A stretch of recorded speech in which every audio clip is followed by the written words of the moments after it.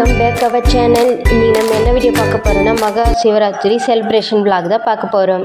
இப்போ தான் நம்ம சேனலை ஃபஸ்ட் டைம் பார்க்குறீங்கன்னா மறக்காமல் லைக் பண்ணி சப்ஸ்கிரைப் பண்ணி பக்கத்தில் இருக்கிற பெல் பட்டனை கிளிக் பண்ணி அதில் ஆல் என்ற ஆப்ஷனை கிளிக் பண்ணிங்க. அப்போ தான் நான் போடுற வீடியோலாம் உங்களுக்கு உடனுக்குடனே நோட்டிஃபிகேஷனாக வரும். இப்போ வாங்க வீடியோக்குள்ளே போகலாம். ஃபஸ்ட்டு நம்ம பாத்திரமெல்லாம் கழுவி வச்சிடலாம். ஏன்னா இருக்கிறதுலே முதல் வேலை பாத்திரம் கழுவிடலாம். ஏன்னா பாத்திரம் கொஞ்சம் ஜாஸ்தியாக இருந்ததுனால எல்லா பாத்திரத்தையும் கழுவி நல்லா வெயிலில் காய போட்டாச்சு. அது காஞ்சதுக்கப்புறம் எடுத்துன்னு போய் வீட்டு உள்ளே வச்சுக்கலாம். இப்போ நம்ம வெளியே உடஞ்ச கட்டில் இருக்குது, அதில் போட்டு நம்ம மொத்த பாத்திரமும் வற்றி வச்சாச்சு. நெக்ஸ்ட்டு பூஜை சாமான் கழுவலான்னு சொல்லிட்டு எல்லா பூஜை சாமானத்தையும் எடுத்து அது நல்லா தொலைக்கி வச்சாச்சு. அதுக்கப்புறம் வீடெல்லாம் சுத்தம் பண்ணணும். வீடு உள்ளே தொடச்சிட்டு வெளியே எல்லாம் எடுத்து நல்லா சுத்தமாக கழுவி விட்டாச்சு. எல்லாம் கழுவி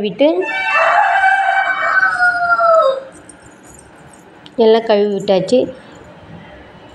அதுக்கப்புறம் கருப்பு உளுந்து ஊற வச்சுருந்தேன், அதையும் கிரைண்டரில் போட்டு ஆட்டி வச்சாச்சு. இன்றைக்கி என்ன செய்ய போகிறோன்னா சுண்டல் உளுந்த வடை, இது மட்டும்தான் செய்ய போகிறோம். ஈஸியாக சிம்பிளாக இது மட்டும் செஞ்சுக்கலாம். ஏன்னா நான் பாப்பா வச்சிட்ருக்கேன். ஒரு குழந்தைய வச்சுக்கிட்டு இவ்வளோ வேலை செய்கிறதே பெரிய விஷயம். எல்லாம் வீட்டில் இருக்கிறவங்க சும்மா தானே இருக்கிற, வீட்டில் என்ன வேலை செய்கிறேன்னு சொல்லுவாங்க.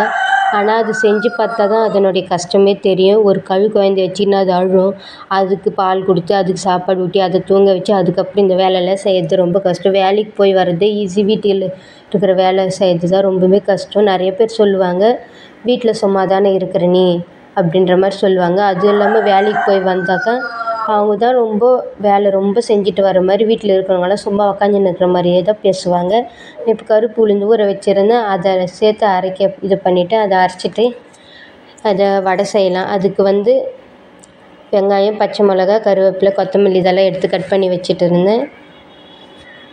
அப்புறம் சுண்டல் வேக வைக்கிறதுக்காக நான் 2 வகையான கொட்டையை போட்டு ஊற வச்சுருந்தேன். நைட்டே ஊற வச்சுட்டு இருந்தேன். அதை எடுத்து கழுவி 2 டைம் கழுவிட்டு குக்கரில் போட்டு உப்பு போட்டு கலக்கி அதை 3 விசில் வச்சாலே நல்லா சூப்பராக வெந்துடும். அது வெந்ததுக்கப்புறம் அதை தாளித்து விட்டாச்சு. பூஜை சாமானெல்லாம் விளக்கிட்டு அது குங்கும மஞ்சள்லாம் வச்சாச்சு. குங்கும மஞ்சள்லாம் வச்சுட்டு பூஜை பண்ண ரெடி ஆகிட்டோம். இந்த வேலையெல்லாம் செய்து முடிக்கிறதுக்கே 6 மணி ஆயிடுச்சு. வீட்டில் இருக்கிற பெண்கள் நிறைய பேர் காலை உணவே 10லேருந்து 12 மணி அந்த டைமில் தான் சாப்பிட்றாங்க. இந்த மாதிரி நீங்கள் யாரெல்லாம் இந்த மாதிரி 10லேருந்து 12 மணி காலை உணவு சாப்பிட்றீங்க? ஒரு சிலர் சாப்பிடாம கூட விட்டுடுவாங்க. அந்த மாதிரி இருக்கிறவங்க மறக்காமல் கமெண்ட் பண்ணுங்கள்.